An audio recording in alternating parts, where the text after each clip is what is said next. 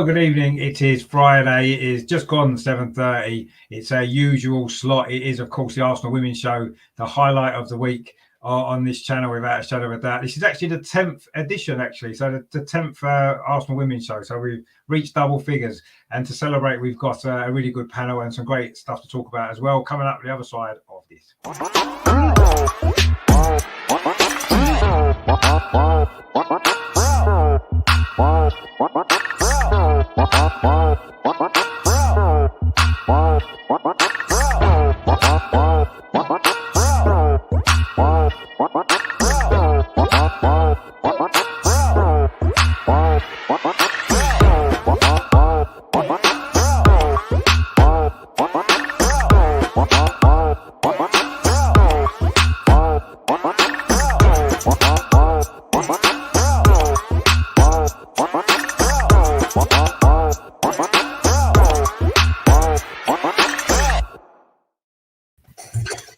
So the Arsenal Women's Show week 10. I mean, wow, we've managed to reach double figures. It's been a great ride so far. As always, we've got a full house this week, which is good to see. Finally, we've had a few people missing for one reason or another, but one guy who's never missing, he's always here every week. He's here for the 10th time. It's Andreas. How you doing? You all right? Yeah, I am not too bad, thank you. Glad to be here again for the Jubilee, the little Jubilee of our show. Exactly. Jubilee. We've reached double figures, which is good, and it's been a great ride. Back again after his brief loan spell at a different channel. It's Matt, of course. How you doing, Matt? You all right? I'm doing fine. I don't know if my internet's playing up, so just let me know if it is or not, because sometimes I'm hearing things, sometimes I'm just only hearing a little bit.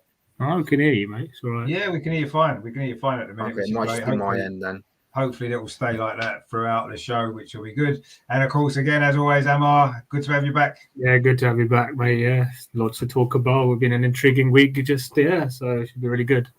No, it has been a really interesting week, and lots going on. So I think there's only one place we can really start, and that is going back to last weekend. Of course, the last WSL game. It was a strange game in many ways. So lots to talk about, I'm sure.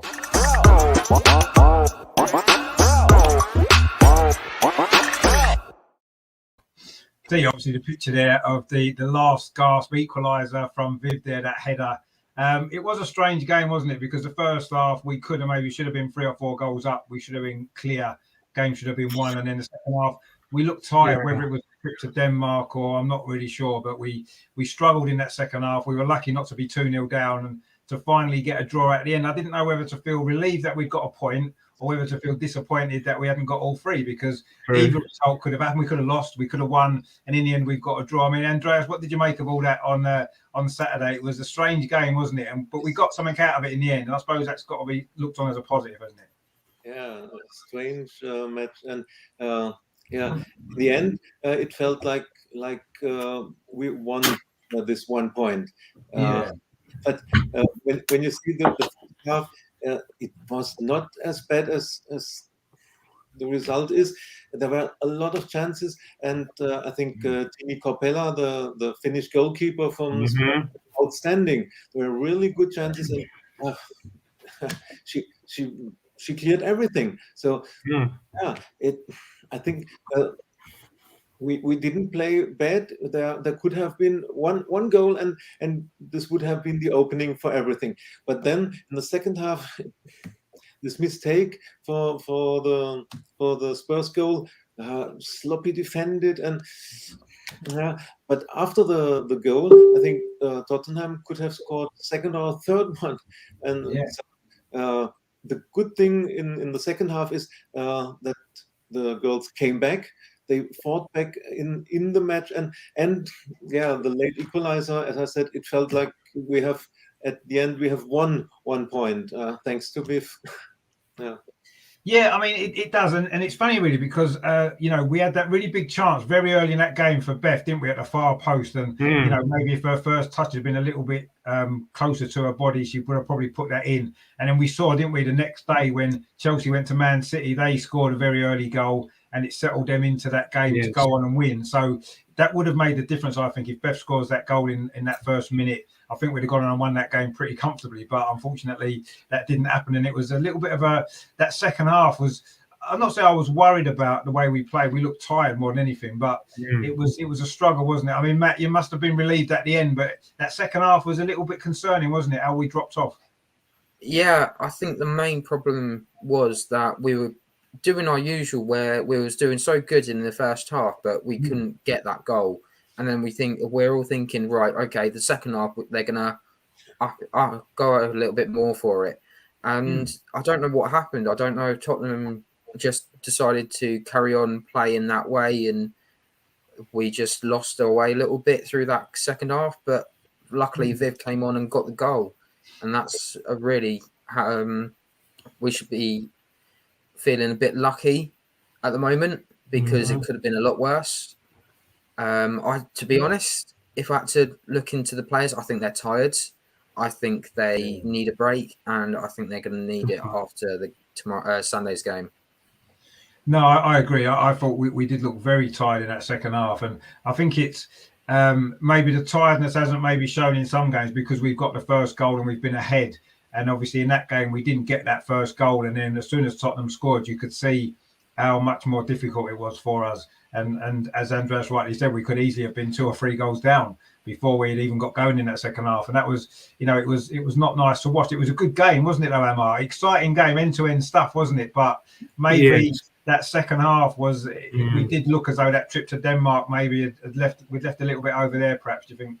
Yeah, I've seen that sort of happen in the case of the Premier League teams as well. It's followed into our with the women's game now as well. A Wednesday night, and you get back on Thursday, and you've got to prepare for a game barely 48 hours later. Good thing about the game this week is you've got more time to prepare, and United also had a game on Wednesday night, so both teams will be equally as fresh. And it goes to show as well that people weren't wrong when they said that Spurs was going to provide a tough test for us this season. They've now taken 3 points. Sorry, they've taken 5 points, I believe it is, against 3 of last season's top 4. So, and with Leah saying at the end, I think I remember rightly, she said something along the lines of, "Oh, that was a proper derby game." So it goes to show how far Spurs have improved. And yeah, whilst we were tired, I was pleased with the way Jonas was able to bring on the substitutes, and in the end, it's that McCabe-Miedemar combination, the tried and tested, which saved us yet again. Yeah, I mean, it was. I think we're maybe a little bit frustrated. One, because we've enjoyed a lot of comfortable victories over Spurs since they got promoted, and we did beat them 5-1 not that long ago in the cup. And I think maybe a lot of people were expecting us to go there and win comfortably, and we could have won comfortably. Let's be honest. As Andrea said before, the goalkeeper was unbelievable in that game. Yeah. I mean, just ridiculous some of the saves she made. I mean, that one from the free kick onto the bar was incredible save. A little touch she got onto that. She made a lot of good saves, and that was the difference. And we ran into a good goalkeeper the previous game against Koge as well, didn't we? She had a great game. The goal went in the end, and they didn't quite against Tottenham. But yeah, I think overall it was frustrating because I've still looked on that as 2 points dropped, especially because Chelsea did go on and win the next day. I thought that would have been a difficult game for them, but they won that in the end. Man City were quite disappointing, wasn't they? In the second half in particular, they just fell apart, and they gifted Chelsea the win, really. But yeah, it was 2 points dropped, but ultimately it could have been a lot worse. We could have lost that game and we wouldn't be clear at the top. At least we are still a point clear, which I think we need to cling on to, because I do feel that everybody is going to drop points. I think we've seen the improvements Tottenham have made, that they've taken points, as you rightly said, Emma, they've taken points off a lot of the big teams already. They beat Man City, they've drawn with Man United, they've drawn with us. Hopefully they can take some points off Chelsea in the 2 games, and other teams as well. Everybody's improving, aren't they? And I think that we can't no longer take any game for granted. We can't. I don't think Chelsea can, which makes the league interesting. But I think because we've been winning so many games, when we don't win a game, it suddenly feels like a big deal. But I've got to be honest, when that goal went in at the end from Viv's header, I was delighted. It was a great moment. It was a relief, and it's like we've kept our unbeaten run going, and I thought that was important, and hopefully it's going to give us a little bit more confidence that we can. We haven't been behind in the WSL before that game. We haven't been. The only other game we were trailing in this season, apart from Barcelona, was the Tottenham game in the FA Cup, and that was really early on, and we bounced back.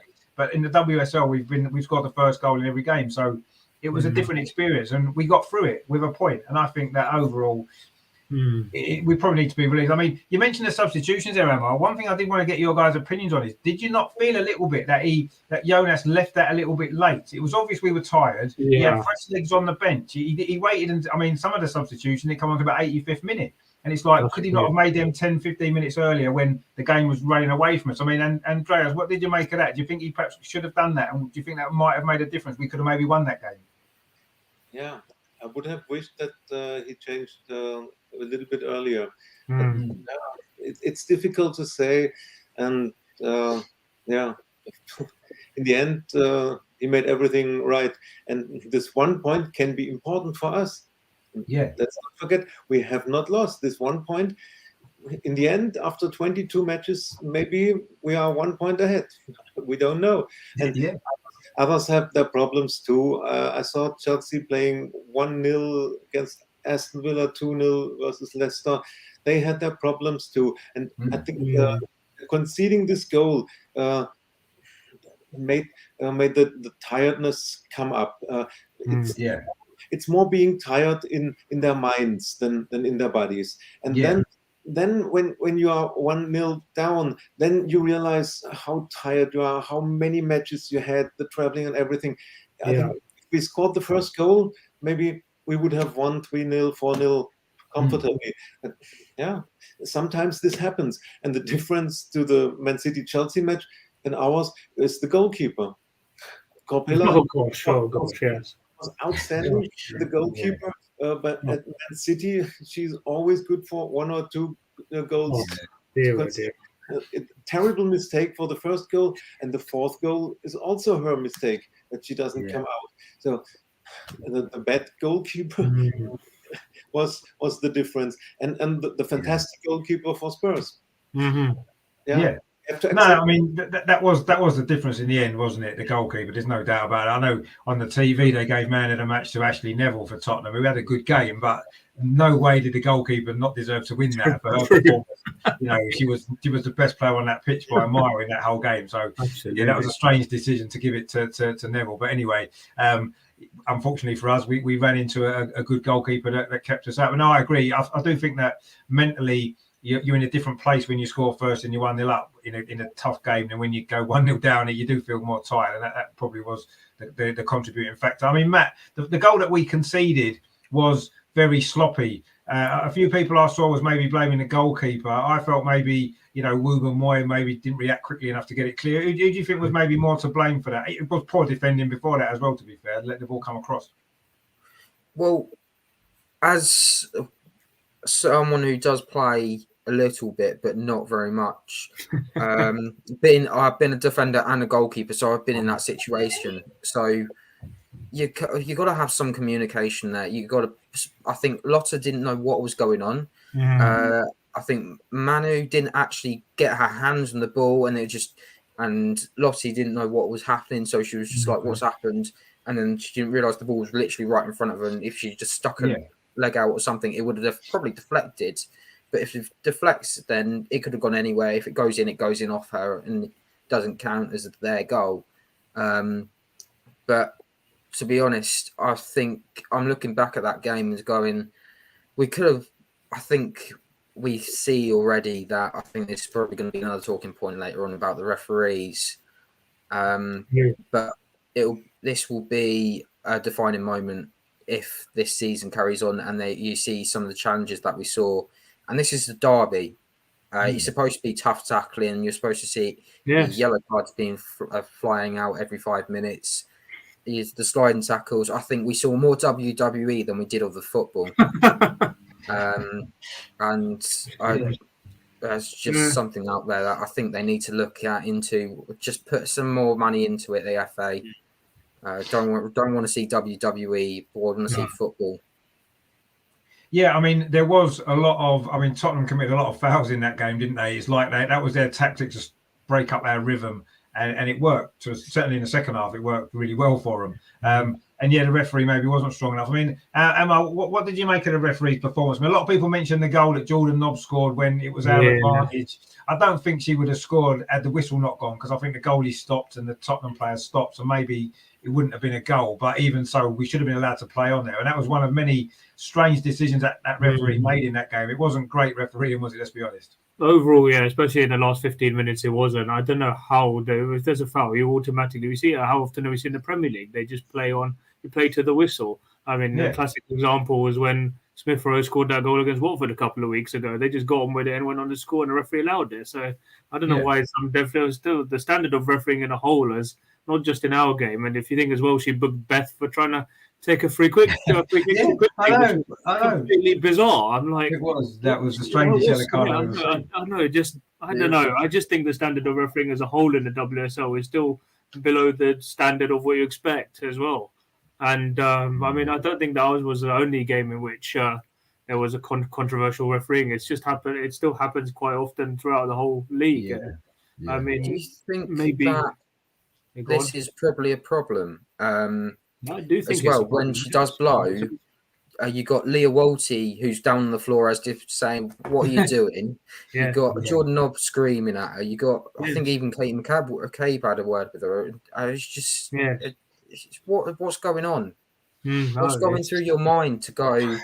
I'm going to blow it there, even though when got the ball, it just doesn't make sense. These are top-level referees, She had time to see it as well. I mean, there was a foul. She saw that we had the ball and still blew the whistle. Surely you've got to see we've got the ball and don't blow the whistle at that point and just wait and see what happens. And if it so happened that Tottenham won the ball immediately after, then blow the whistle. And if they don't, you just carry on. And, it was a terrible mistake. And I don't know if it was maybe after that then that she did start making some really bizarre decisions after that point, and whether that affected her confidence or I'm not sure. But it was certainly... I don't want to blame the referee for the result of the second half performance from Arsenal, because that's not the reason why we didn't win the game. But I agree. I do think that the refereeing in the WSL isn't as good. I mean, we've got more TV coverage now. The standard of the football on the pitch, we've all seen how much it's improved in recent years. And unless the referees can keep up with that, it's going to create a massive problem. I mean, we've suffered a few. We suffered a strange referee in Barcelona, didn't we, when she booked half our team for doing nothing really much. And oh God. So that was a strange one as well. So it's not maybe just in the WSL that there's an issue with refereeing in women's football. Really? I mean, Andreas, what's it like in Germany, in the women's league in Germany? What's the refereeing like there? Is it pretty good, or is it still maybe lacking? It's okay. I haven't seen in this season matches where we would say the referee was terrible or made wrong decision. It's okay, but all in all, the level of the teams improves everywhere in the WSL, in German Bundesliga, and in Italy, everywhere. But the level of the referees is not improving. Maybe there must be invested some money in educating them, in introducing professionalism for the referees too. But don't blame only the referee for the draw in the North London derby. No, it was one point of many that led to this draw. And sometimes you have matches that it happens.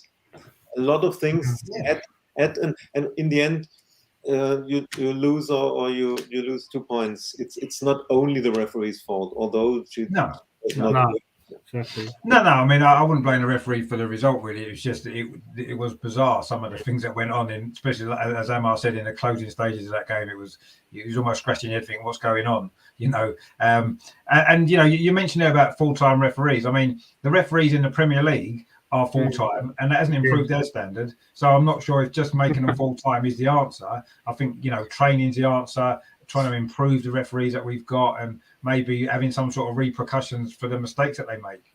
With VAR in the Premier League, there's no excuse. In WSL, there isn't VAR at this moment in time. So, you can maybe let the referees off certain things and the assistant referees for getting some things wrong because they don't have that help. But ultimately, just making them full time isn't necessarily just going to solve the problem, is it? Because it certainly hasn't in the Premier League. So I think we need to look at ways that we can improve all refereeing, not just in the women's game, in all of football, from grassroots up. Really, I think refereeing needs to be looked at and improved upon. And it's a tough job. Don't get me wrong. You know, I've refereed a game before. It's tough. It is hard. It's but brutal. It's brutal. Yeah, it is, and it's difficult. But ultimately, they're an important part of the game. And if their standards drop, it doesn't matter how good the standard of the footballers on the pitch improve. If the refereeing isn't going to improve in line with it, it's going to be a massive problem. And unfortunately, at the moment, the game itself is maybe quicker, is progressing quicker, and the standards progressing quicker than the refereeing, and it needs to catch up very quickly. Otherwise, we've got a problem. And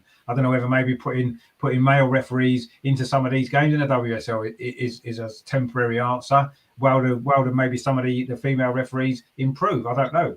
I'm not sure if that's the right way forward for it. It's a difficult one. I want to see improvements, but I'm not sure what we can do. I mean, what do you think the answer is then, Matt? Because it's a tough one, isn't it? Because, you know, we know how important referees are, and it's a difficult job, but ultimately they've got to be better, haven't they, than what we're seeing?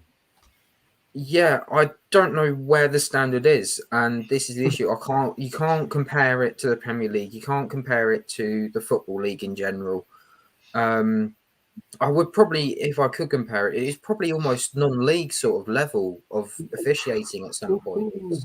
I know it sounds a bit harsh, but I think it's maybe slightly better. But yeah, I can see that comparison. It's one of those things where some weeks you're fine, nothing's wrong. Next minute, again, like I said, WWE fouls and nothing's given. But it's just bizarre. I think you're right. A little bit of money never goes wrong. I don't know if that's going to be in the plan for the women's football, just in general, that they're going to have a referee like pathway to say, look, if you want to go, if you're a woman interested, to follow this pathway, and within 3 years you might be working in the Championship or the National League, and then go from there. I just hope that whenever these games happen and we see things like this, it's not going to be as bad, as it's not as highlighted as much as the refs with the Premier League. So it's just, I suppose they can learn their mistakes. They can go back and watch them, which will probably make them improve. But I think it's just they need something then, something like a support network or something, just to say, this is what you've done wrong. You just need to tell us why this is how we're going to watch you for the next couple of games, just to make sure that you're up to the level. Yeah, I think one of the problems is that there probably isn't a lot of... There's a shortage of referees, if anything. So they can't exactly say, well, look, we're not going to let you referee for 3 weeks as a punishment for getting things wrong, because they haven't got enough referees to do that, have they? So there is a problem, and I don't quite know what the answer is. We've got a comment there, a Gooner Veteran in the chat there. Hey, everyone. Yep, how you doing? Thanks for tuning in. And Michael says there, it's always bizarre when you lose. Well, we haven't lost. We drew and we won in the week, so we haven't lost yet. And this is Lucas Life. How you doing, Luke? He says, hi, are you? Yeah, we're all good. And then Michael says, the best refs always give penalties for and not against. He's exactly right there. That's exactly the point. If we get 5 penalties a day, we're happy with the referees, and if we don't, then we're not. Oh dear, that's life, isn't it? And Sentiment FC says, definitely not meaning going full time, having middle-aged refs. Well, that seems to be what we've got in the Premier League, let's be honest. So that isn't working, as we said. So I don't know. As Andrea said, it didn't affect the result, but it's just, it's not really what we want to see, is it? You know, we expect referees to be better. It's a professional league now. It's a good standard of football, a really good standard of football. It's top level elite football, isn't it, for the women's game? And it needs to have top level elite referees, and it doesn't seem as though we have at the moment, actually. But anyway, if we we drew the game, and if we keep talking about referees, everyone will think we're blaming the referees for the fact we didn't win, and we're not. And we didn't blame the referee against Barcelona because we lost, but that was a bizarre performance from her, let's be honest, you know. But anyway, I'm sure it'll be different at the Emirates in a few weeks' time with a different referee. I'm sure we'll see a different outcome in that, not necessarily result-wise, but certainly in terms of the refereeing. From the Tottenham game, though, there was a little bit of fallout, which is very, very worrying. So I just really wanted to discuss how we feel about this problem.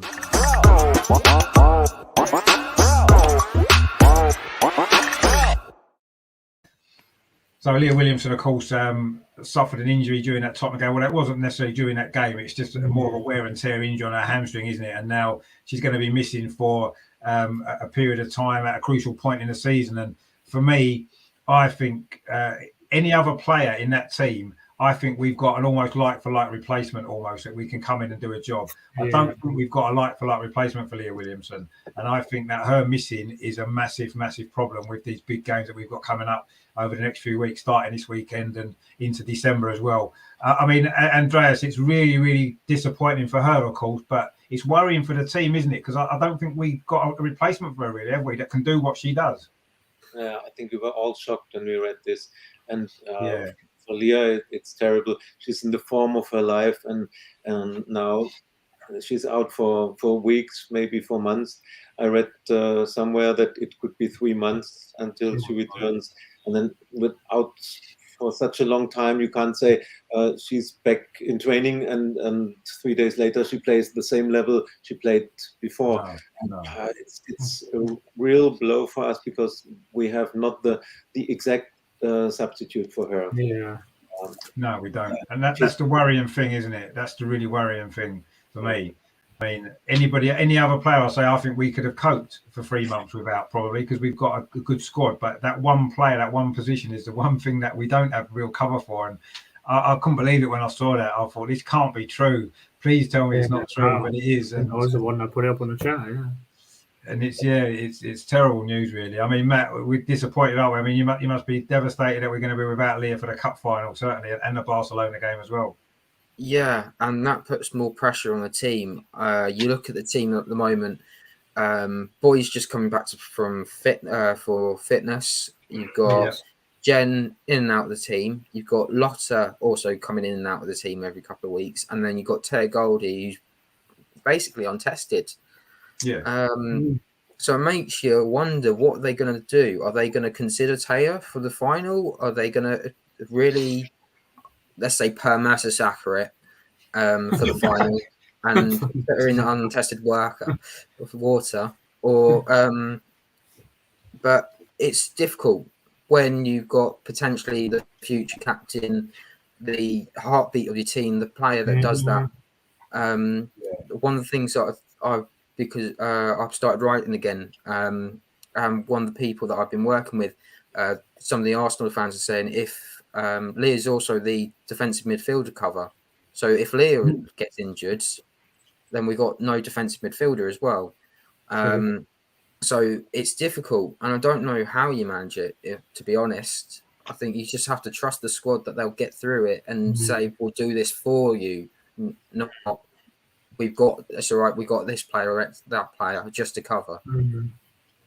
Yeah, no, I mean, that's all we can do now. I mean, it's happened, and unfortunately, we're going to have to live with it for the next maybe 3 months, if that's how long it is. Let's hope it's not. But if it is, we are going to have to deal with it. And unfortunately, it's I say the worst player from our point of view could have happened to, really. And it is a real shame. I mean, Emma, what worries me a little bit is we don't have any pace at the back now, do we? Whoever plays there, we don't have the pace that Leah's got. And we've seen since then the game which we will come on to.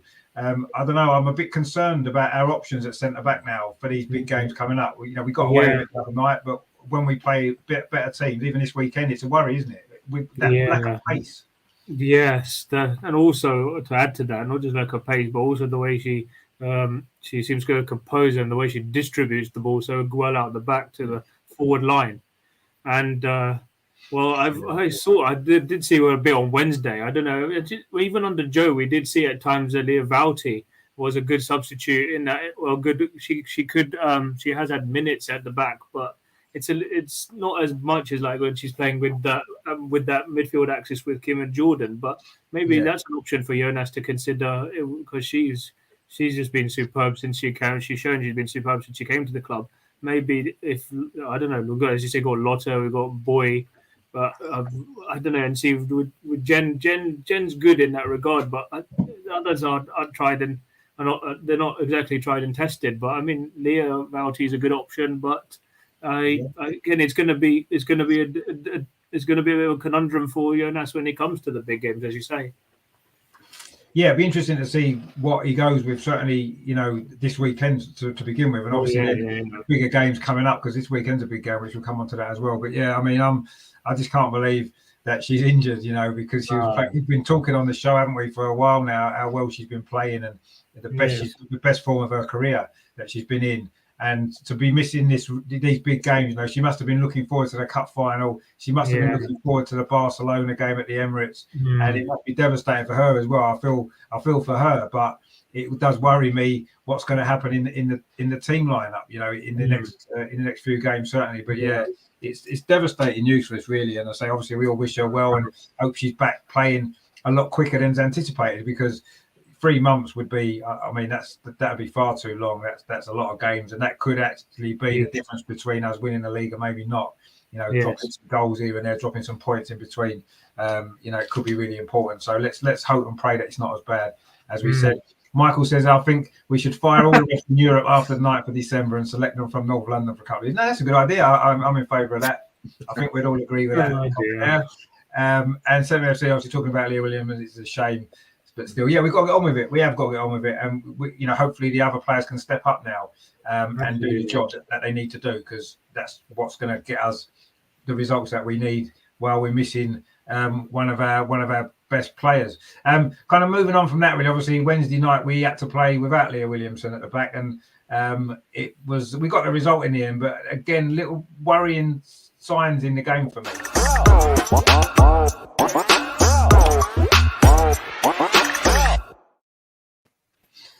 I mean, first of all, I want to give a lot of credit to Koge, actually. I thought they gave everything in that game. They were brilliant, wasn't they? They just fought so hard for every single ball. They made it so difficult for us. And in the end, maybe that little bit extra quality that we've got showed, and we got the goals and won the game. But yeah, they were brilliant. But it worried me, actually, at the back. I thought we were very sloppy, made a lot of poor decisions, almost seemed to be switched off.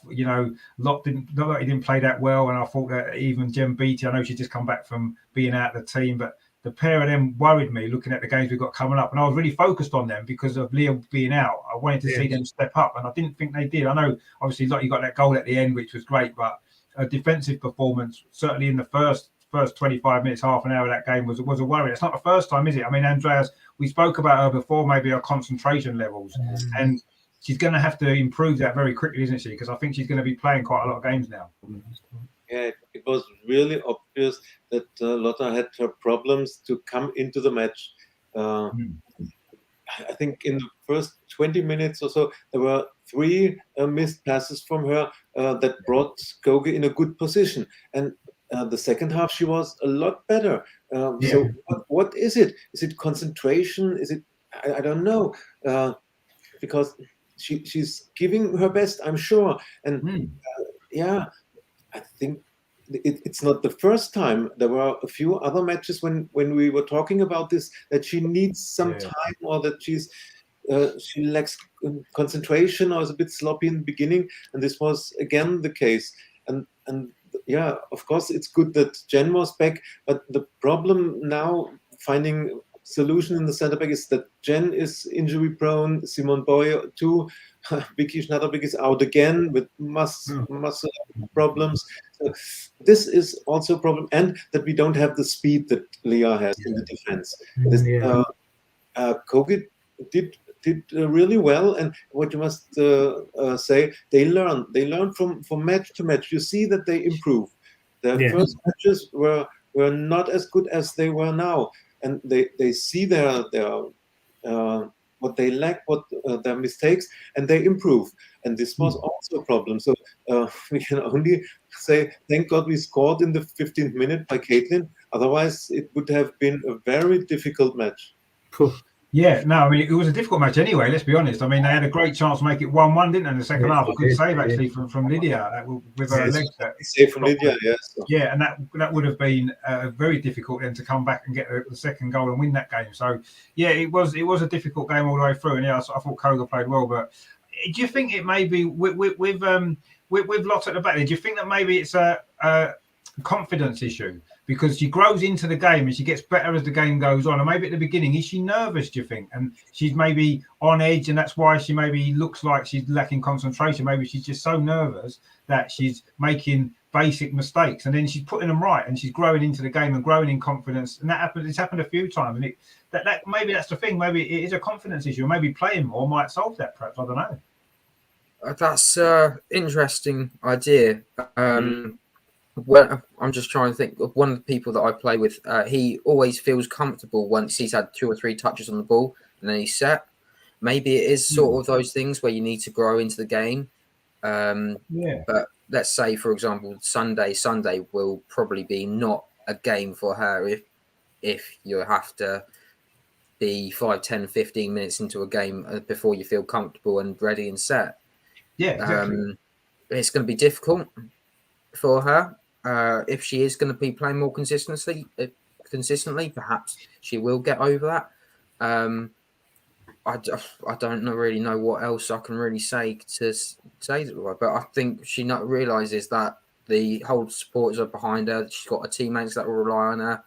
So maybe it is going to be she might have those moments of where she might dip in games at the start, but if she does grow from it, then at least she knows that she's going to have someone that's to rely on, and that's both the fans and the team as well.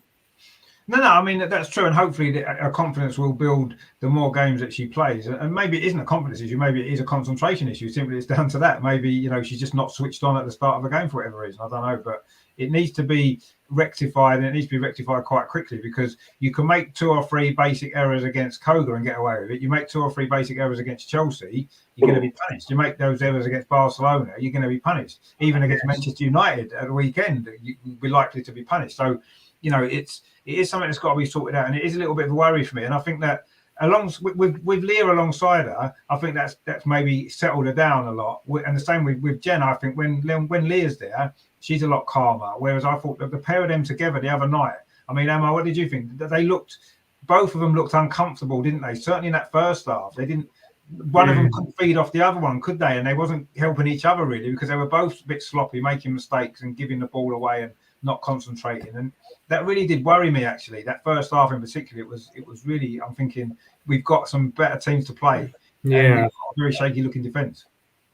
Yeah, it's I don't know what to say really. I mean, you've also got to remember that she's still only 22 and she's still got a great future ahead of her.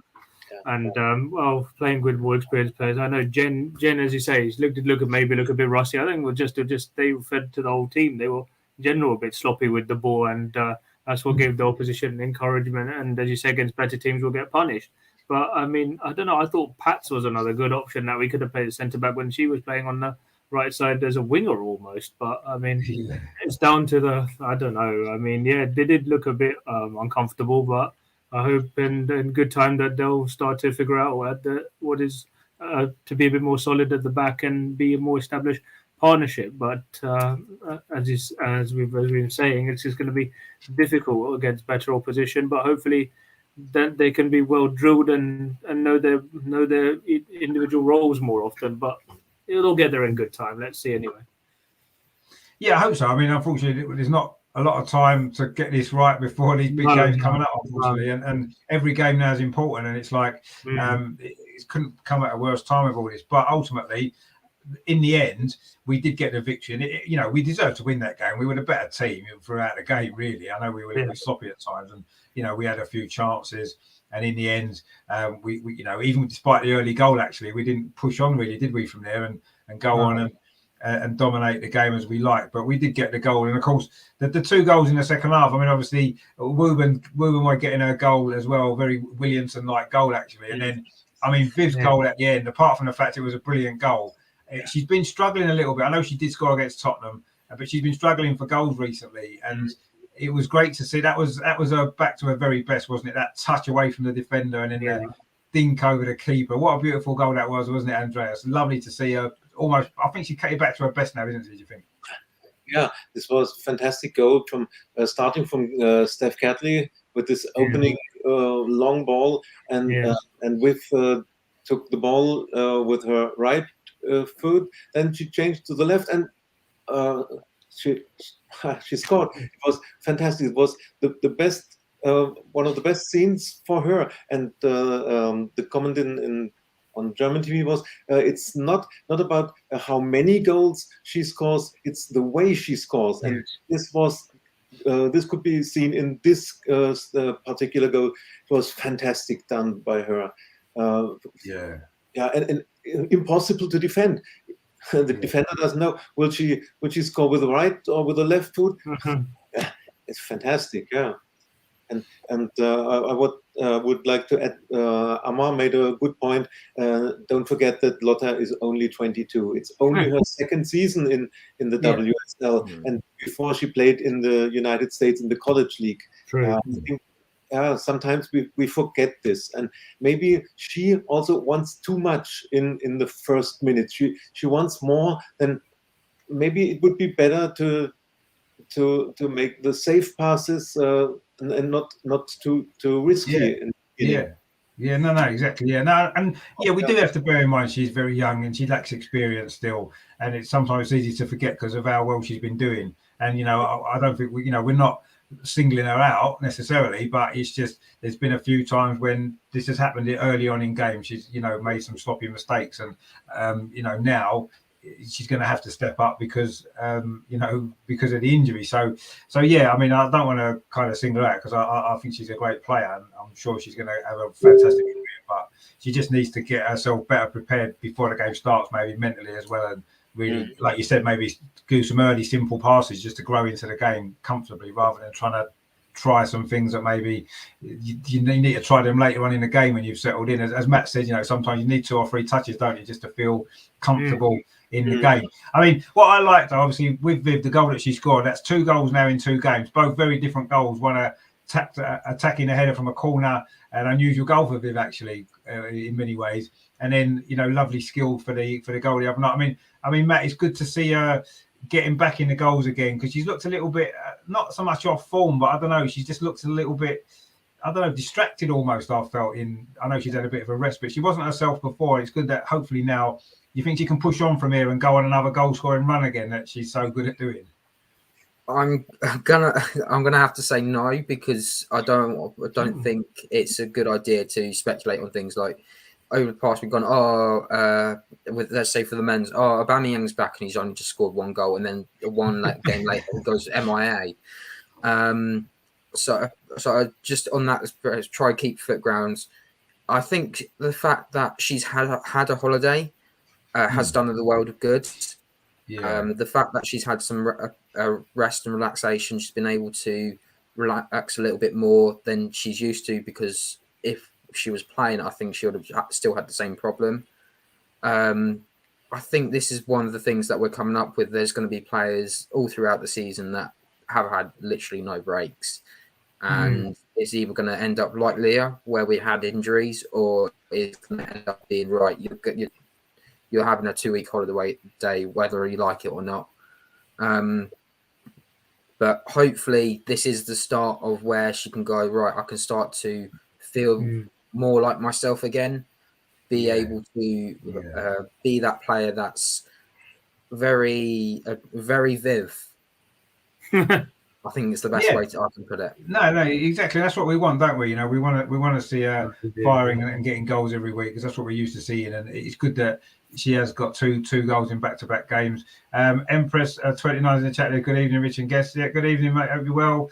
And Adeko as well says, our major enemy are injuries since the last 2 years. This is what happened to Montemuro, which he failed to win anything after the championship in 2018. We have squad depth, but not good enough at centre back. Yeah, it's the centre back issue. I mean, I think we spoke, didn't we, actually, in the chat in the watch along the other day about what area would we improve on, and I think we sort of mentioned the defensive area of the team. I was more thinking perhaps defensive midfield, because we didn't know Leah was going to be injured at that point. So, but yeah, now obviously Leah's out. I think we are lacking a little bit of strength in the centre back area.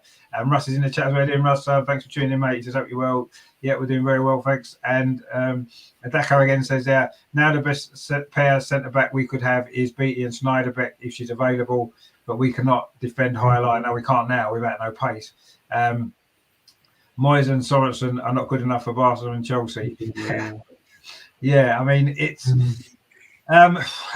interesting, isn't it, now, because, you know, our lack of maybe quality cover for Leah Williamson is going to be maybe shown up now, but we'll see. Let's hope everyone can step up. I mean, it's a big test. I mean, obviously, you know, we did win the game on Wednesday. We need, you know, 3-0, which is a good result in the end, and we got the 3 points. And I mean, we're only 1 point away from qualification for the knockout stage, aren't we? Yeah, that's a good point. I mean, well, they said, right, we only need 1 point mathematically, but our goal difference is so far superior to Hoffenheim, so that's effectively an extra point in itself. So, I mean, if we don't expect to get anything against Barca the way they're playing, but I mean, you never know, in front of home crowd at the Emirates, so it would be nice to put in a good performance, get a result, then not have to rely on going to Germany to get a result.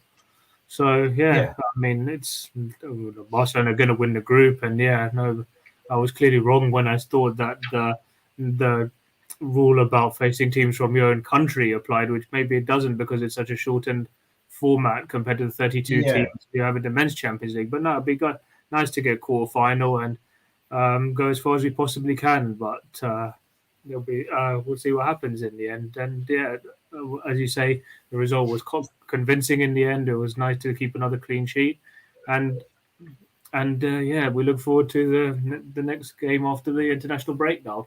Well, just one other point, I wanted to make on Viv is that the fact that the rest has done her good. I think the fact that she's also going to be able to see Lisa as well has also helped her mindset in that regard as well. Yeah, I think you may be right, actually. Yeah, I think that's another bonus for her as well. And I think that hopefully, you know, she's going to come back a lot stronger than she maybe looked before the rest that she had, and that certainly looks as though it's been the case in the last 2 games, which has been good to see her back on the score sheet again. And you know, what I liked about the goal against Tottenham in particular was how desperate she was to get on with the game and try and win it for us. You know, she didn't want to celebrate the goal or anything like that. She was desperate to get the ball. Come on, let's get the ball and let's start and let's try and win. And exactly, you know, it's that kind of winning mentality, isn't it, that we need now to get us through these difficult games and difficult periods. So I like that attitude that she's got, actually, and that she just wants to win. We had another chance to win that game as well, didn't we? But so it's good that she's back, and you know, that's good to see, and let's hope that it can rub off on everybody else as well, that kind of winning mentality which we're going to need, because we have got some really, really big games. It's an interesting point actually there that Adaka made about Vicky Snyderbeck there. Obviously, Andreas, have you spoke to her recently? Is she fit to play yet, or is she still going to be out for a while? No, she has some muscle problems, and she was out for about 10 months with this knee surgery, and then we have time, and it's normal that something in the muscle can happen then, but she is really injury prone, and she's 31 now, so it's a problem. It won't be getting better, but I hope she will come back, and if she's at her best, she's a really good center back and a really good defender. Her only problem is also the speed, like Jen Beattie. But I think Vicky will need time, and not in the next matches we will see her back. So we must rely on the pair, Lotta and Jen, and let's have faith in them. I want to have faith in them. They haven't filmed with a lot of confidence in the last game, if I'm honest. But anyway, it's a new partnership in a way, because they've not played together much, have they? Because obviously Leah's been playing so many games. And it's a new partnership that's going to take a little bit of work maybe. And hopefully they've been working on it in the week in training, and we'll see a little bit better kind of relationship between the pair of them over the next few weeks, which I think is going to be really important. And, you know, obviously after the game the other night, of course, against Koge, who did play well, we did win the game. It's not much rest at the minute, is there? It's another massive game now. I think having dropped those 2 points last week, we now face another really difficult away game, 2 difficult away games in a row. So thanks to the fixture list for that one. And it's isn't it? You know what I mean? It's tough. Yeah, it is. Games like this back to back in between the Champions League game as well. Or, you know, with the Champions League game the week before. But this is what we've got to look forward to this weekend, a big game.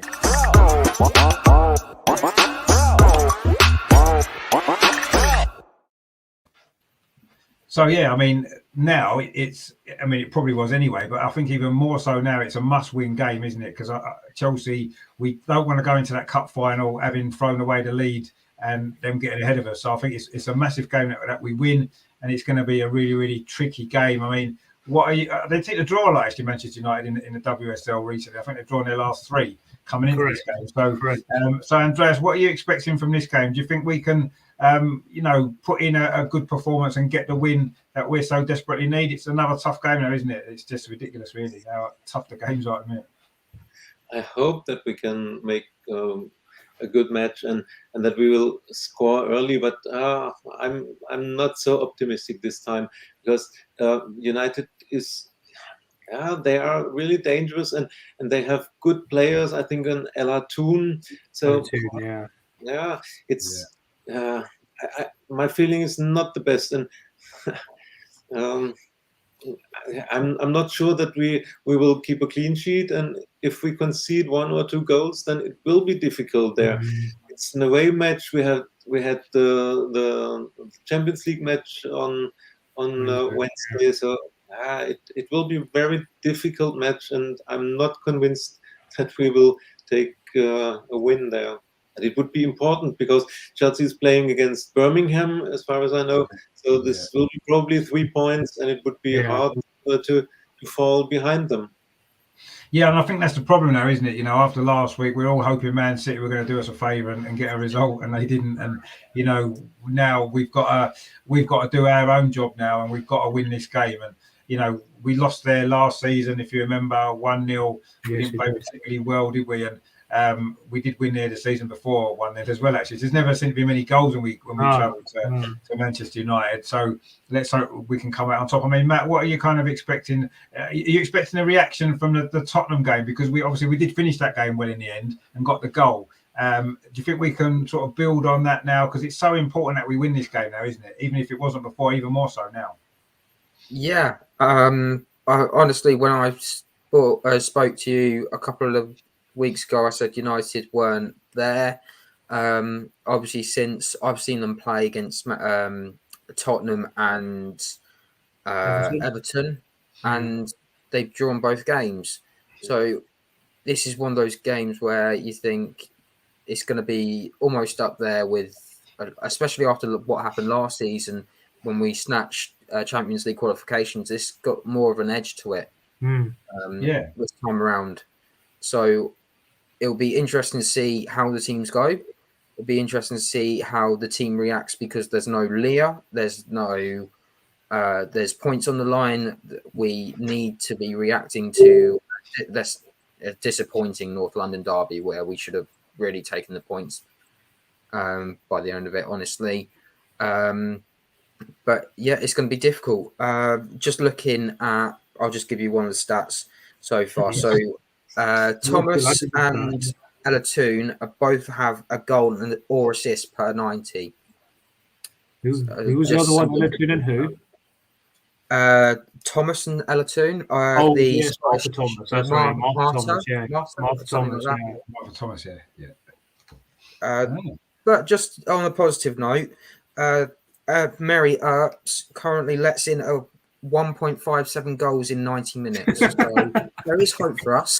No, well, let's hope she lets in more than 1.7 goals on Sunday, actually. That'd be nice. But I wonder who's going to score the 0.7 of a goal. I wonder who'll get that one. Maybe probably be a known goal, won't it? Maybe it will. Yeah, I don't know. But yeah, hopefully it'll be more than 1.7. Well, I think we might need more than 1.7. I mean, Manchester United, I mean, they've only actually lost 1 game this season in WSL, and that was to Chelsea, who absolutely ripped them to pieces, didn't they? 6-1. And I know it was early in the season and things are a little bit different now. I don't think Chelsea are playing as well as they were then. We're not playing as well as we were then. I think Man United have maybe improved under a new coach. So I think it's going to be a really, really a big test, isn't it, for us, away from home. What are you kind of expecting on Sunday from us? Do you think there's going to be many changes to the team from Tottenham, obviously, apart from Leah being out? Do you think there'll be many other changes? It's a good question. I mean, as we've known, to go back to the meetings in the 2 years they've been in the league, there's only ever been the odd goal between them. I know we beat them 2-0 at home. The other ones, I went to the Conti Cup a few years ago, 2-1. They've always been quite tight. So Yeah, yeah. Mark Skinner is he's a good coach, having worked in the States, and now he's. Well, I still think though if you compare, I know they would talk about our defense being dodgy. If you see their good goal they conceded to Everton last week, the high free kick that Yeah. defend properly against Spurs, and some of the defensive errors they make against Chelsea, they've dropped. I think it's the most points from winning positions in the league this season.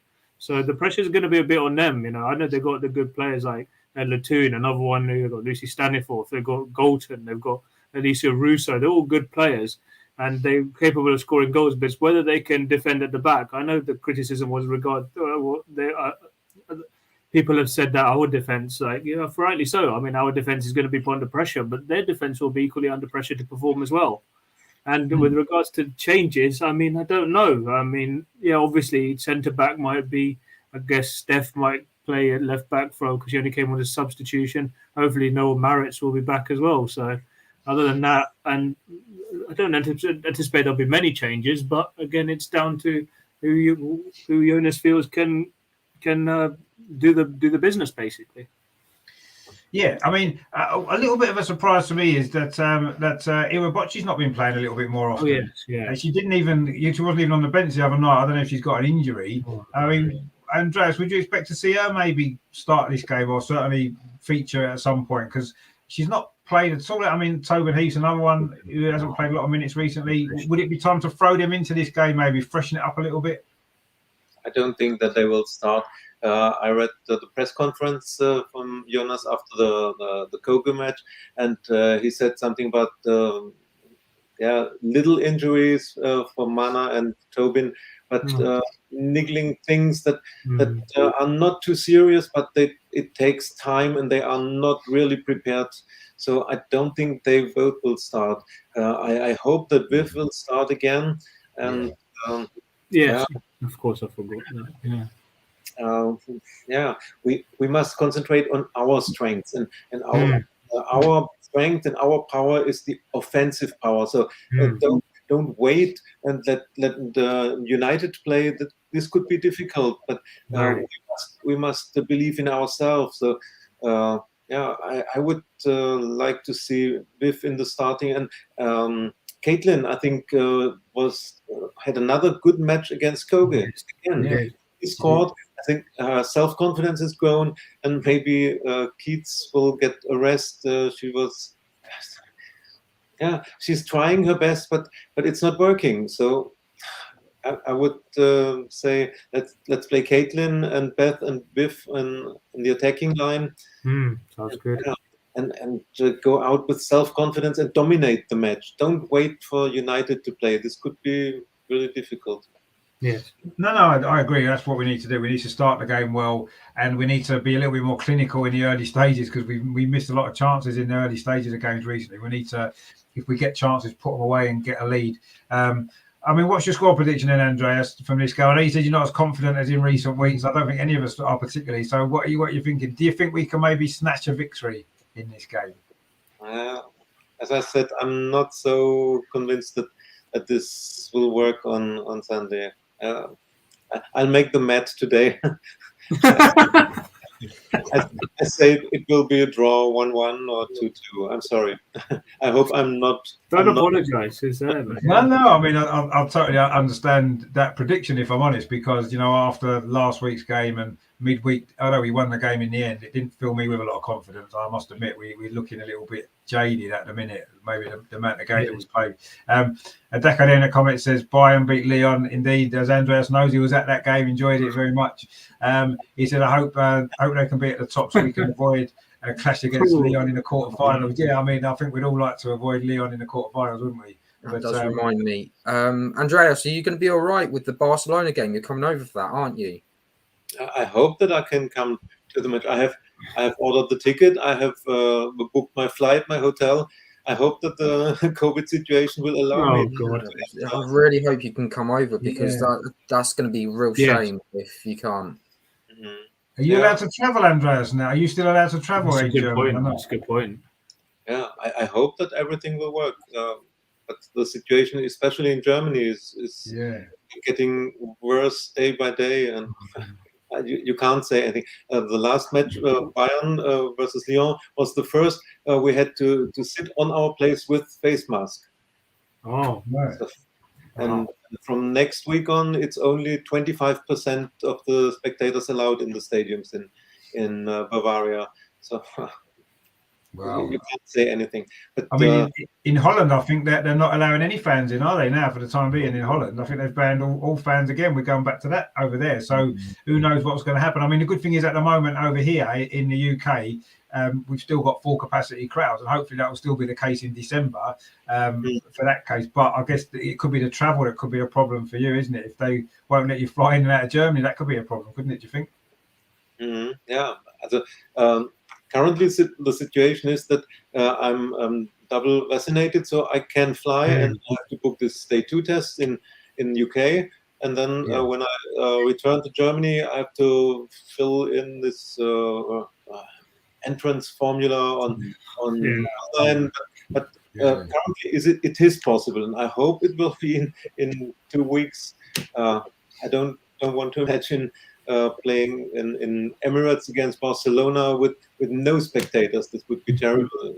That would be awful. Yeah, and I mean, I'm hoping that it won't come to that in the UK. I'm sure we'll keep the crowds for a bit longer, hopefully. But you never know. Like you said, it's changing day by day in Germany, and I wouldn't be surprised if things change here in the next couple of weeks or so. Let's hope they don't, because we kind of like going to matches and like having fans in the stadium and like being able to travel around. It's been quite nice, so we want to keep that as long as we can, really. Then we've also got Adeko back in the chat. He says we have to make use of attacking is our best defence right now. I agree with that. Definitely keep the ball away from our back four at the minute. The midfielders have to work very hard and try to stop the opponent in the middle, especially their wingers. Yeah, we need to stop the ball getting in the box. And I would in this game maybe be tempted to play Freedom and also Leo Walty as well, maybe more defensively, and protect that defence and let Kim Little drive forward. And obviously we know the attacking players that we've got, whichever 3 or 4 you pick of them is going to be dangerous anyway. So I'd maybe look at that. I mean, Matt, what's your kind of score prediction? We know you're normally Mr. Doom and Gloom with your predictions. I mean, even Andreas only gone for a draw, so I hate to think what you're going to say now. I could be Mr. Positive and turn around and say, Arsenal can score 11-0 and everyone's going to score. 11-0. United are going to want to get out of this rut they're in. They're only picking up points at the moment. I think it's going to be a close game, no matter what you say. Even the history says it's been close games. I'd probably say United win 2-1. Wow. Okay. But I'm always wrong, apart from the one time I'm not on and we draw the game. So God knows what's going to happen. That's a sign, that is, Matt. It's a sign of where your future should be every Friday, actually. Because we dropped points for the first time when you wasn't here and you predicted that score. So I think that we've got a few sort of vibes there. You know where you need to be in future. So that's what we need to remember. So yeah, I mean, I'm glad you predicted that, actually, because like usually you are wrong when you're on the show. So let's hope that continues. Yeah, fingers crossed. I don't want to be right, especially it's going to be my second game this season. Going to that game, and the last time I did go to a United game, they lost 1-0 to Cluj. So a little bit of extra. Let's hope for some result. Adeko there says 3-1. I'm not sure if it means 3-1 to Arsenal or 3-1 to Manchester United, because it's kind of 3-1 to the home team. Let's hope. I think hopefully he's saying Arsenal. Yeah, let's hope so, because we've not predicted an Arsenal win yet. I mean, Amar, do you think we are going to win on Sunday?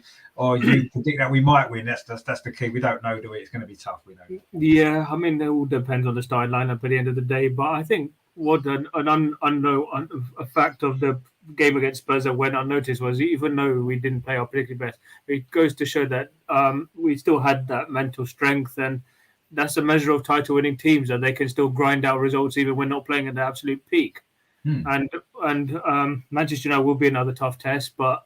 As I said in the past, the defense is a bit dodgy, and I don't know if we could just be a bit solid, we can go there and get a result. But I think I expect a reaction, and I think we'll win 2-1, and it'll be as tight as it has been in recent seasons. So yeah, I'll go 2-1 Arsenal.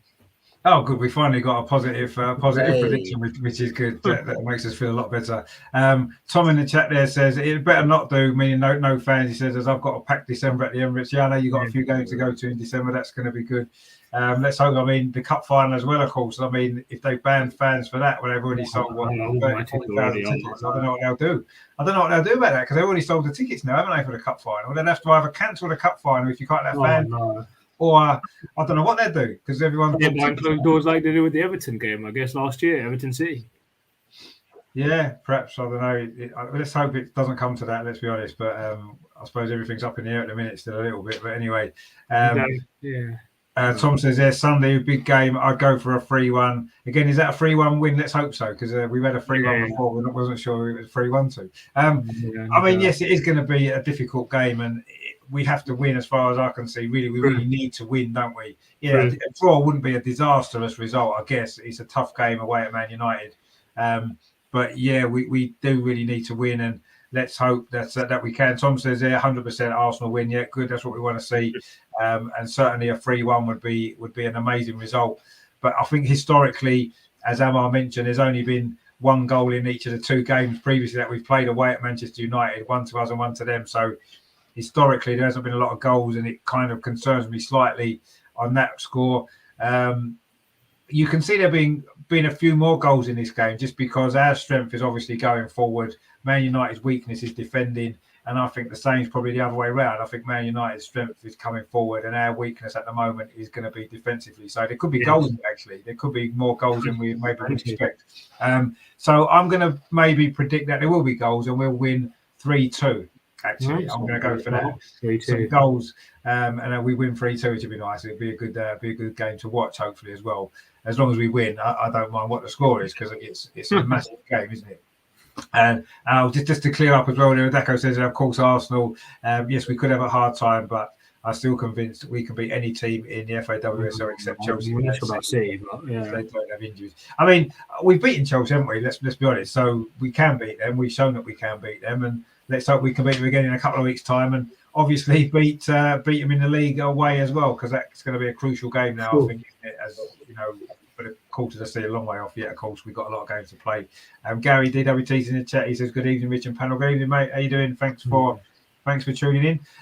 So yeah, I mean, it is another big game, another big week for Arsenal, and of course, after this, it is international break again, which is a bit of a strange way because we've got an international break and then we come back and the first game back's the cup final after the international break, and we saw the effect that the international break had previously. Yes, we're playing Chelsea. They've got the same issues we have with players flying around and playing international, so it's not going to be a disadvantage to us maybe as it has been in previous international breaks. But it'd be good to go into the international break with a win and being top of the league as well still. And that would be, I think that'd be important as well, going into that cup final, having an advantage over Chelsea and mentally as well. I think that's going to be quite important, but it is going to be tough. We know that.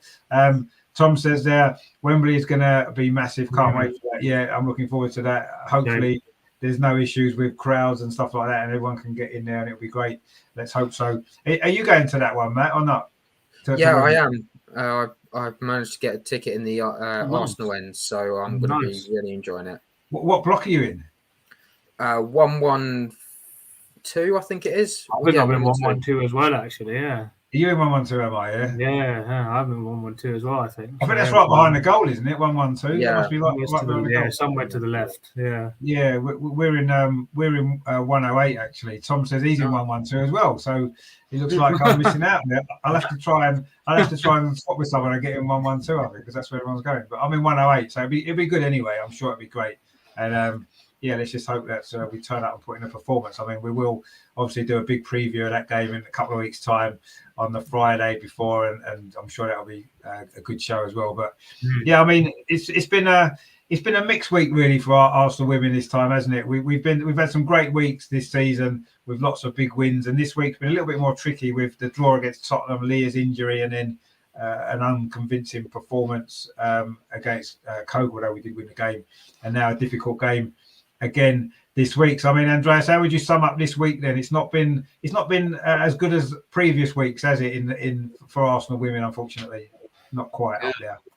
Of course, it was not our best week, but on the other hand, shouldn't forget that the season commences, and it's the pressure is high, and the workload for the players is really high. So it's normal, and you can't win every match. Of course, it would be the best if your team wins every match. I would be totally happy, but it's not normal, and you have to accept these developments. And we are not the only team who is struggling in this time. As I said, Chelsea has its problems too. The match against Servette Genf was. They were really lucky, and it was only to the quality of Sam Kerr, who scored one goal. They won 1-0. They had also the problem against the defending teams, and there's no reason to be afraid of Chelsea for the cup final. They have the same problems as we have. They have fantastic players, top quality, brutal offensive line, but we have this too. And problems in the defense, like we have. And there's the international break for before the cup final. It's the same problem for Chelsea. They lose their rhythm. So it's all normal, and it would be terrible to fall behind them before international break. I hope that we will win at Man United. Yeah.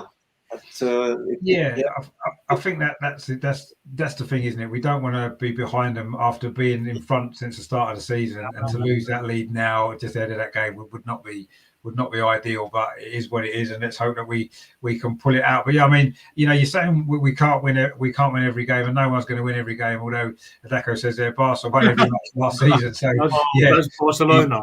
That's true, and they won every game this season as well. That's the Spanish league, So, but they've won in the Champions League as well. Let's remember they did beat some good teams in that. So we know what a great team they are, and they did win every match. So I do feel the WSL. We said it before. Most teams have improved, and I think that going through a season unbeaten is going to be tough. Let alone winning every game. And now we can't win every game. We could still be unbeaten, I guess, but a long way to go. And I don't think it's going to be that straightforward, is it now, with everything that's going on? Tom says there, I think we've just had a busy schedule this week, then Man United Sunday. It's all about rotation. But as long as they give 100%, I'm positive we can keep moving forward.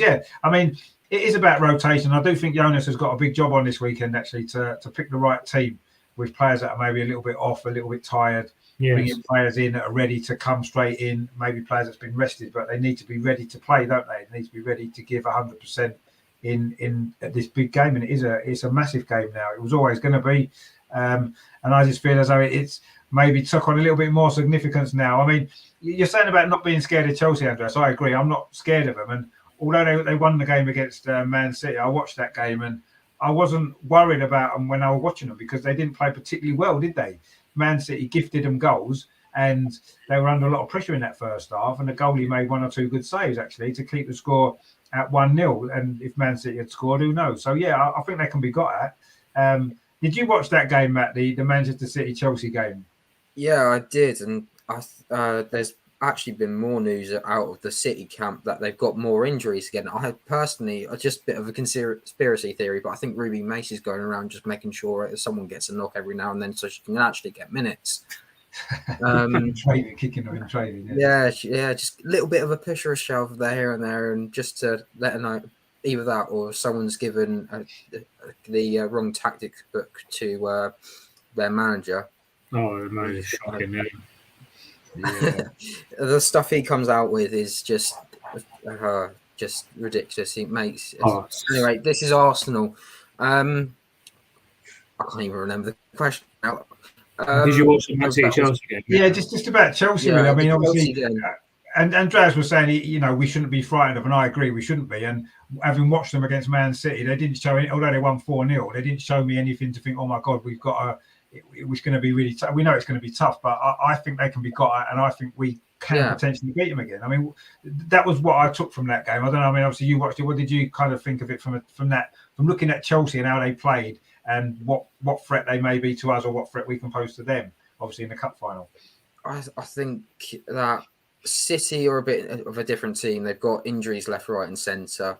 They're giving away goals as if it was an early Halloween or early Christmas presents to these teams. They're not. The problem is that we've got. I don't know if Herder's back. Herder's going to be back or not. She would be the one that has been bailing them out over the past couple of weeks, and she's been injured. So that's good news. To be honest, I think I'm going to miss Leah in that game for the final because I would love to see Leah just shove Kerr to the floor. If Leah Walty can do it, I'll be happy. I would be happy with that as well. Maybe just Jem Beattie or Kim Little let out a little bit of their Scottishness in there, just to let them know that they're not going to be messing with the Arsenal. That's for sure. Let's hope so. I think they've got the mentality now. We've beaten them once. Why can't we do it again? Why can't we do it regularly? Absolutely. No, exactly. And that's what the players need to believe. Yeah, the players need to believe that, don't they? That we've beaten them before, we can beat them again, and let them worry about us because we're top of the league. And let's hope we'll still be top of the league then. But even if we're not, we're up there, and they need to worry about what damage we can do to them. Do we know any news on their goalkeeper? Because she suffered about 5 injuries in that game, and she ended up having to go off. Do we know if she's fit? Is she going to be fit? Has anyone heard anything about her? I've not really seen much. Does anyone know if she's fit now? I don't think so. No. You mean Ann-Katrin Berger from Chelsea? Yeah, Berger. Berger. I think she was on the bench against Vet. Musovic was playing, but Berger was on the bench. Yeah. Oh, okay. So she potentially is fit then again. She seemed to have about 4 or 5 injuries in that game, didn't she? She was going down right, left, and centre with a hamstring and then her ankle and all kinds of stuff. So she was hobbling about in the end and had to go off. But I was kind of hoping she might not have been fit for the final because she's a great goalkeeper. She's a fantastic goalkeeper, yeah. Yeah, and it would be a massive advantage for us if she wasn't playing, I suppose. But it looks as though she may well be now, which is a shame. Let's hope she plays in the international break then. Yeah, hopefully she gets injured playing. I don't wish injury on anybody, but if she can't play for whatever reason, I certainly wouldn't mind. So if she doesn't want to play, small advantages. Exactly. I mean, we're missing one of our key players, so they need to miss one of theirs just to even it up a bit. Otherwise, it's not fair, is it? Really? We shouldn't have to play Chelsea without one of our main players. If they should have to withdraw one of their main players. Even if they're fit, they should have to withdraw one, whoever it is. Sam Kerr, Frank Kirby, somebody needs to be dropped out of their team to compensate for the fact that we can't have Leah. Otherwise, it's I think that should be the rules. They should change the rules and make it like that. Otherwise, it's an unfair advantage to Chelsea, isn't it? And I don't think that's right because they won 2 games anyway. So, I mean, Amar, did you watch that game, Chelsea? What did you? What are you making of them? Do you think? I mean, obviously, we've got a great chance. We'll talk about it more later on. But does anything really worry you from watching Chelsea? It certainly didn't for me the other day. I certainly didn't get that feeling. Chelsea just the thing is they've got such a top class manager in Emma Hayes that she knows still even they don't always have to play 100%. But I felt with City, I always felt that if they conceded the first goal, the pressure was going to be off. Yes, maybe they should have had a penalty when Berger fouled Pengo at the collision. It was clear first daylight that she got the player first before the ball. But other than that, it just didn't look like scoring. And it goes down to tactics and the manager.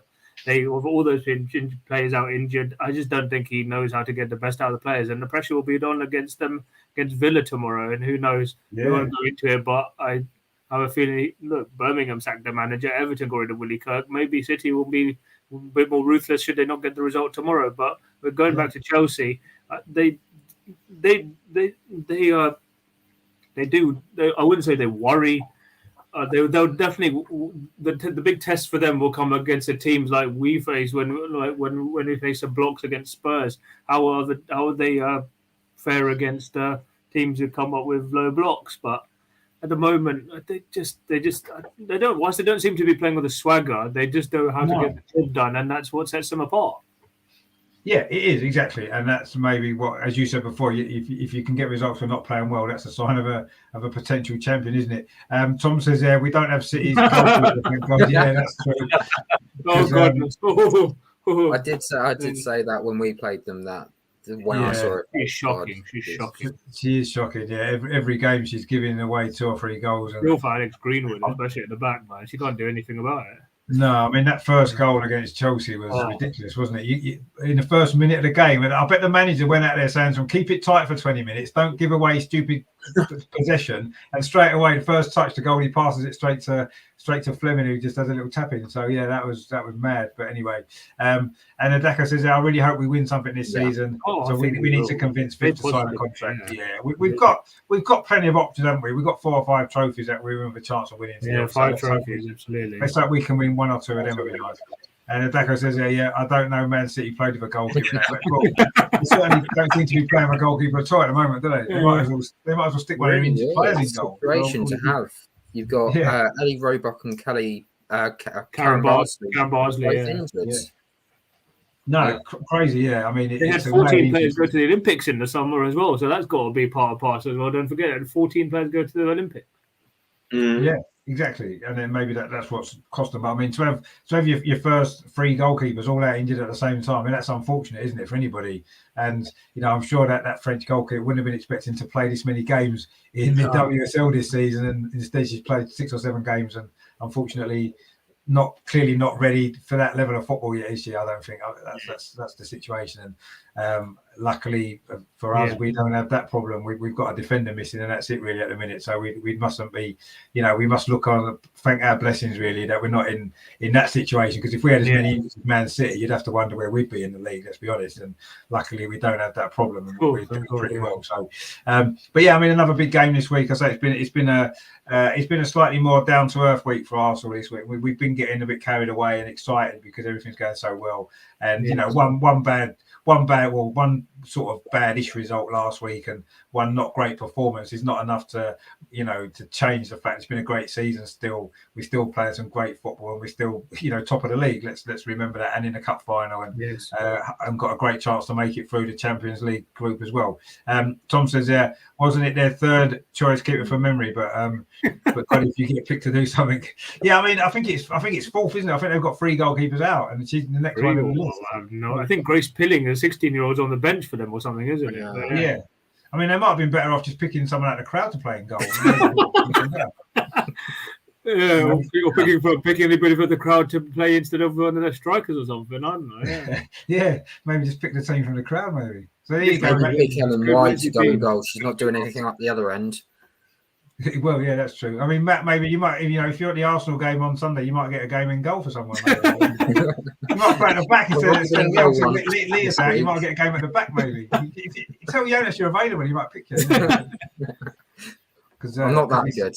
If we do end up facing Bayern Munich in the next stage, it's unlikely. Then we start calling it Andreas Derby or something. I don't know. Yeah, it will be. It's definitely be Andreas Derby if we get Bayern Munich. Yeah.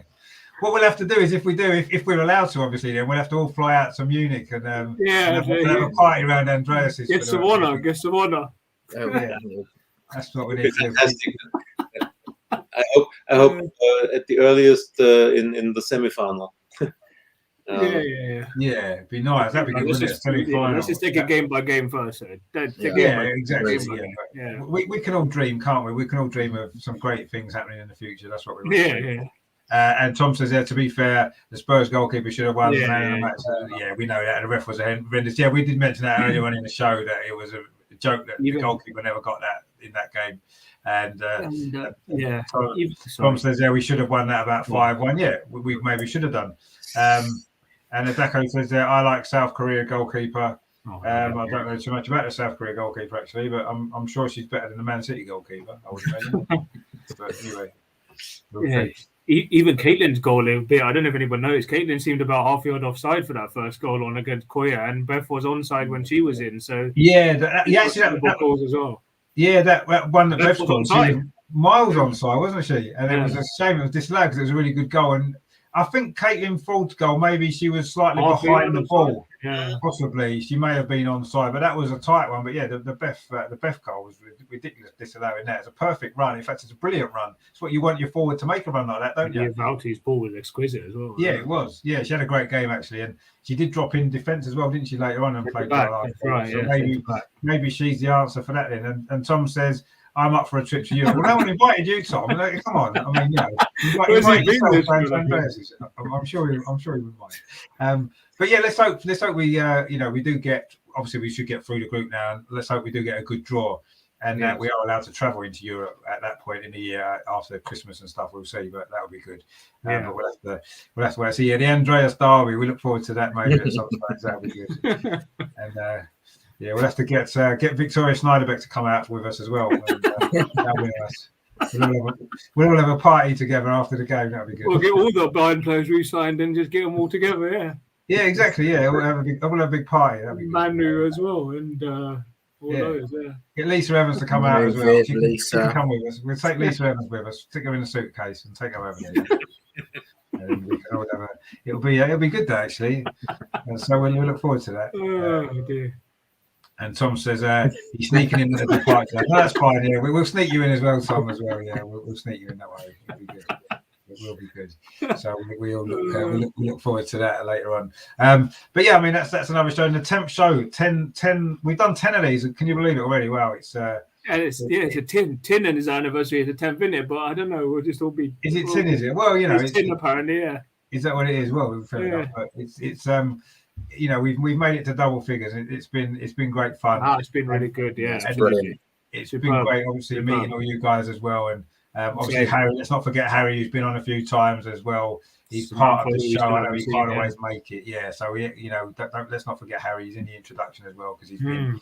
He's a big part of the show as well. So it's been a good 10 shows, and let's hope that there's many more to come as well. I'm sure there will be with you guys. It's going to be great. And let's hope. Obviously, with an international break next week, we may have a week off and then come back for the week before the cup final, and then we can look back on the Man United game and look ahead, obviously, to the big cup final weekend. Absolutely, and do a load of stuff on that. That'll be really good. So I think that's what we'll probably do now. Have a week off and then I say come back. We need a rest as well. The players need a rest because they're getting injuries, and we're getting a few little niggly injuries as well, aren't we, from our little stint as well. So I think we need a week's rest, and then so we can come back fighting fit for the cup final as well. Because it's important that we're ready for it as well. So, no more injuries, fingers crossed. No more injuries. No more injuries. Yeah, that's the key. No more Definitely no more. Tom says, love it, Rich. You're a top bloke. Look forward to meeting you at Wembley Emirates in the coming weeks. No, exactly. Yeah, look forward to that, mate. We'll have to definitely arrange to meet up. Obviously, with Amar and Matt as well at Wembley, it'd be good. And then you guys can meet up at the Emirates as well if you're there when Andreas is down for the Barcelona game as well, which will be great. Assuming he's allowed to travel, of course, at that stage. Yeah. Let's hope so. Fingers crossed. Fingers crossed for you, because it will be really good. Thank you. No, it'd be terrible, wouldn't it, if you couldn't make it now after all this? It would be a real shame. So let's hope that I'm sure it'll be fine. Let's hope so, and we can enjoy some great football and some big games coming up, of course. And so I think we need a bit of a breather, don't we? So we can be up for these. It's quite stressful, isn't it? That Tottenham game was quite stressful watching, wasn't it? Absolutely. Especially in the second half, it was quite nervy, wasn't it? And then finally we got the goal, which was good. So better for a heart rate. Yeah, exactly. Yeah, it wasn't fun to watch that second half. But anyway, we got the result in the end. Well, I say thanks to you guys again as always. It's always a massive pleasure. It's some people like going down the pub on a Friday night. I'd rather be here chatting to you guys than going to the pub, if I'm quite honest. So it's always a pleasure. So Andreas, thank you very much again for coming on. Have you enjoyed it again? Yes, thanks for having me. I'm always looking forward to the Friday evening. It's a pleasure to be with you about the Arsenal team, and I love to be a part of the show. Thank you. No, we love everyone as well. You're a great guest, and it's great to chat to you every week as well. And Matt as well. After your little holiday away, you're back. It's good to have you back again. You enjoy it again? Yeah, it's been really good as always. I really enjoy these sessions and just being with everyone and getting to know more people. I'm going to be there on Sunday, so it'll be good to meet some more of you if you're up there, and hopefully we come back with something. Hopefully 3 points. Yeah, 3 points would be great. Have you got tickets in the South Stand? Have you on Sunday? I've ended up in the home section, so I'm going to have to. No. I didn't know how to get a ticket in the away end, so I'm going to have to see if I can get a ticket to swap. I think it's just unreserved seating, isn't it? So the only stand I could see that they were selling tickets for was the South Stand behind the goal, and I think it's just unreserved seating. So I think there'll be a lot of Arsenal fans in that stand, and if we all just try to sit together, because you can sit where you want in the stand apparently. So I think that's going to be what we'll have to do. So we'll see what happens with that, but it should be good. We've got a comment from Adako again. Says Wembley's a big pitch. There are more spaces for Chelsea players to make quick runs.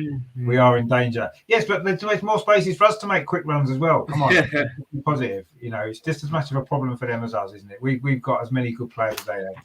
So, and we did beat them at the Emirates, which was a big pitch as well. So absolutely. I'm confident that we can do so. But we'll talk more about the cup final next time. Emma, I know you're kind of just on a little bit of a mission at the minute, wandering about. I'm not quite sure where you've gone, but anyway. Oh, sorry, sorry, my computer was running low on battery. Just had to plug in, but no, can't ask for a better way to spend a Friday night. It's always good to catch up, and I mean, whilst we won't be disappointing to not see you guys next week, there'll be plenty more to talk about in a fortnight, so it should be good. Bring it on. Yeah, exactly. We've got the cup final to look forward to then as well, which is going to be even better. So, but yeah, it's been a pleasure as always having you guys on.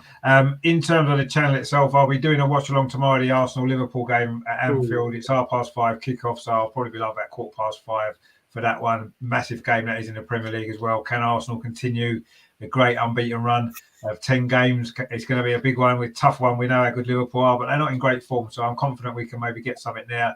And then Sunday, I am still hoping to go to the game at Manchester United. I've not quite got everything sorted out yet to be able to definitely guarantee going. But if I'm there, I'll be doing a vlog, and obviously I'll meet up with Matt as well, and we'll do some videos together and stuff at the game. If not, I'll be doing a watch along on the channel, but I'll let everyone know what's going on with that. What I'm doing, one way or the other, but it'll be good either way. Big games, of course, a big weekend for Arsenal. Two big games at the weekend, so it's going to be fun. Tom says, I was at the Emirates. It was mixed seating. First game I went to for the ladies. I was shocked, to be fair. I went to the Reading match. It was the same. You should be okay, mate. Yeah, it's unreserved seating, so you'll be fine wondering about. If I'm going, that's what I'm going to be doing. I'll be in that stand anyway. So if nothing else, you'll be able to sit with us. So you'll have a couple of Arsenal fans to sit with anyway. So that'll be cool. I'll just follow all the Arsenal fans. I'll just make sure I'm not near the United fans. Well, yeah, no, it'd be last right. time at Villa Park, all the Arsenal fans they said you sit there, and all the Villa fans sit at the other end, and most of the Villa fans sat at the other end because that's where they were shooting the first half. Yeah, I mean, some grounds you can kind of change ends, can't you? You can move about for the second half, but I'm not sure it'd be like that at Man United. But that was Villa Park, so it's a bit different because they usually play at Walsall Stadium, don't they? Yeah, exactly. Yeah, that's right. Exactly. But no, it's going to be a good game. It's going to be a really good game, and let's hope we turn up and play and get the result. Hopefully, I don't care how we play, if I'm honest, as long as we win, and then keep that advantage at the top of the league. And who knows, maybe Birmingham might cause a shock and beat Chelsea, or get Brighton beat them last year. Who knows? True. Yeah, let's hope so. You never know, do you?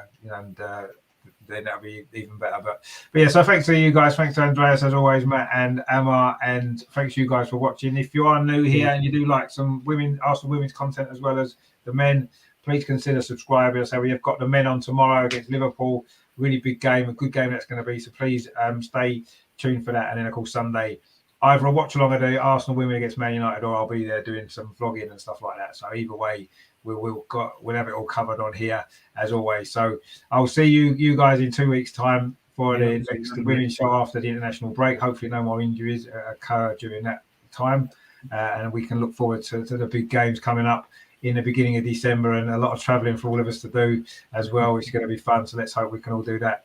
And of course, in the meantime, a big weekend. 2 wins we want for Arsenal on Friday and Saturday, and Sunday. 2 big wins, 6 points again. That will make a good week before we go into the international break for the women and then come back. So, yeah, look forward to that. And in the meantime, of course, as always, come on, you Gunners. Come on. Big weekend. Let's do it. See you later, guys. Thanks for watching. Speak to you soon. Bye. Cheers. Bye.